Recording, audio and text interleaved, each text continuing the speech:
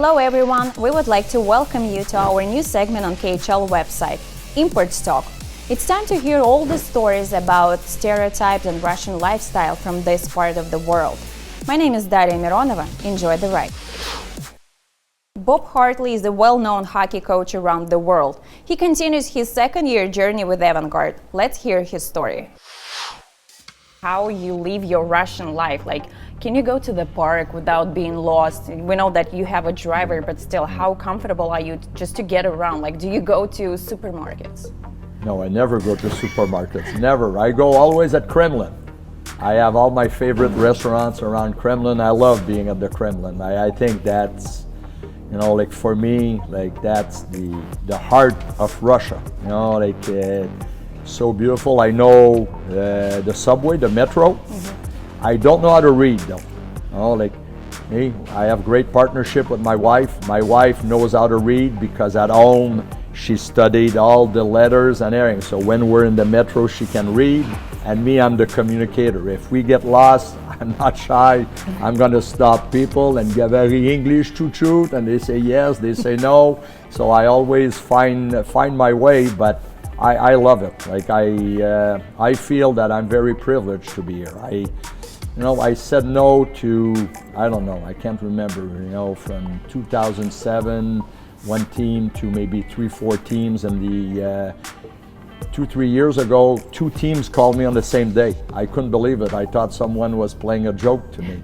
And maybe I was building apartment buildings in my area with some of my friends, so that was taking part lots of my time and working on TV and all this, and I was scared of Russia, because of all the stories. Brad McCrimmon was a great friend of me, he was my partner in Atlanta. We all know the story about Yaroslav, and then it gets to the people around you. Don't go to Russia, you're not going to get paid, the planes are no good, the food is no good, they don't smile, and and this and this, and if I'm here today, it's because of Ilya Kovalchuk, because of the relationship. I remember one night we beat Germany 2 years ago in World Championships, and my phone, I thought it was one of my friends from Canada calling me to congratulate me over our big win, and I saw Covey.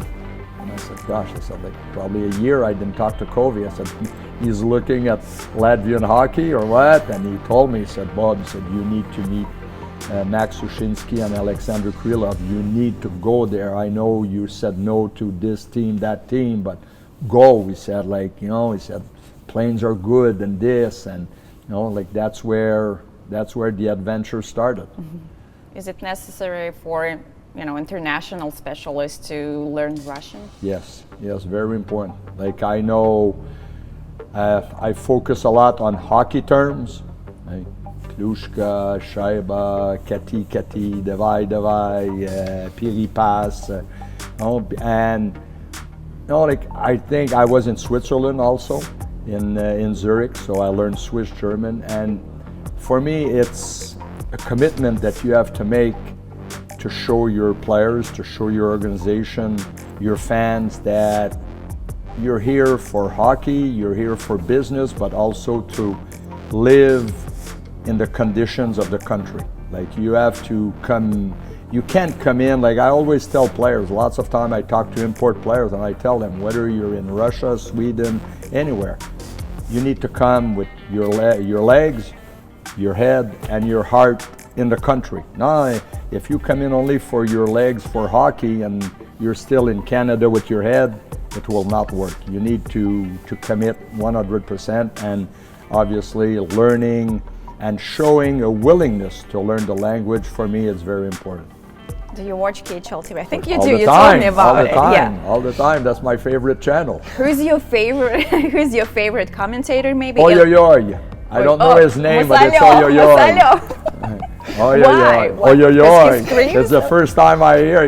Because last year I was watching games and Klushka and Piripas. I Ponyemayu shoot, but then big body check or good save or goal, and oy. I had never heard this, you so never- so I was coming the next day and I was asking was Dmitry Rybikin or Sergei Zyagin. I said, I need to meet Oyoyoy. I said, like, so his nickname is Oyoyoy.